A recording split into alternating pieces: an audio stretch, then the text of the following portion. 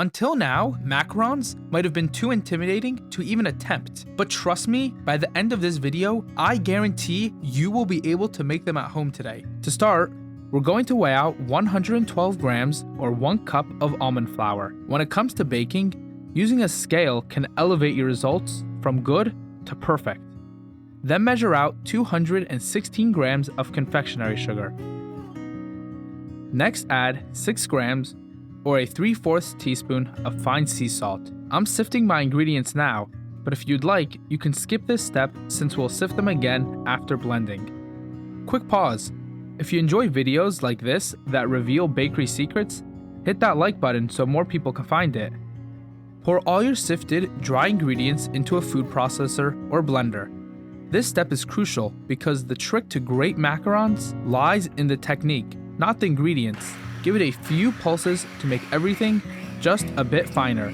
Now let's move on to the wet ingredients. Crack 3 eggs into a small bowl. We're only using the egg whites. I prefer to separate them by hand. It's messier, but more accurate. You can also use the shell method, where there's a risk of breaking the yolk, and even the smallest bit of yolk can ruin your meringue. If you're enjoying this video so far, and you want to see more recipes like this, don't forget to subscribe so you never miss a new video coming out. In a stand mixer, or using a hand mixer, add the egg whites along with a pinch of cream of tartar. Cream of tartar is an acidic stabilizer that helps inflate the egg whites. If you don't have any cream of tartar, a small drop of lemon juice works just as well. Gradually add 58 grams or a 1/4 cup of granulated sugar. Whisk until you get stiff peaks. At first, you'll have soft peaks, they'll be a little floppy and won't hold their shape. After about 2 minutes, you should get stiff peaks that stay up even when the bowl is turned upside down. Add your egg whites to the sifted dry ingredients in a large bowl. Now for the most important step, macaronage.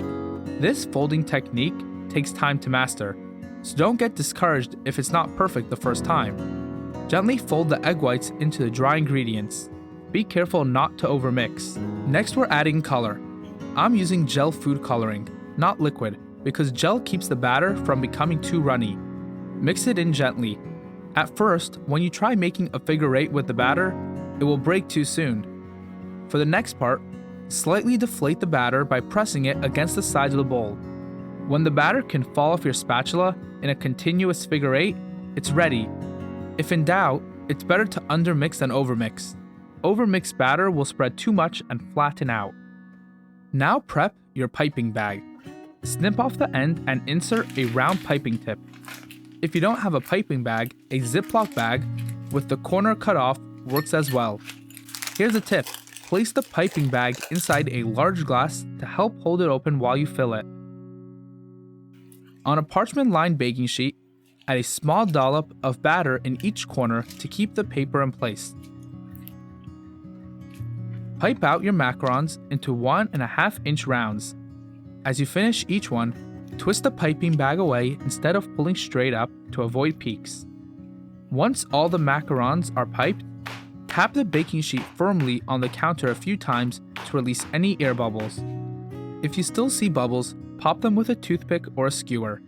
Let them rest on the counter for 30 to 60 minutes or until the tops feel dry and develop a skin. You'll be able to feel a difference. Bake the macarons in a 285 degree or 140 degrees Celsius oven for 17 to 19 minutes. While those are baking, let's make the buttercream. Start with a 1/4 cup of softened butter and cream it. Then add 3/4 cup of confectioner sugar and mix until smooth, scraping down the sides as needed. If you want it to be a little bit thinner, just add a touch of milk. Alternatively, to make it thicker, just add some more confectionery sugar. Now time to get creative. I'm adding pink gel food coloring. It's also a great time to add vanilla extract or any other flavoring you would like. Refill your clean piping bag with the buttercream. To assemble, grab 1 cookie shell, pipe a little dollop in the center, then sandwich the other shell on top. And just like that, you've made the perfect homemade macaron. It might take a few tries to get it just right, but trust me, it's so worth it. If you like this recipe, I highly recommend checking out this video where I show you how to make the perfect cinnamon rolls at home.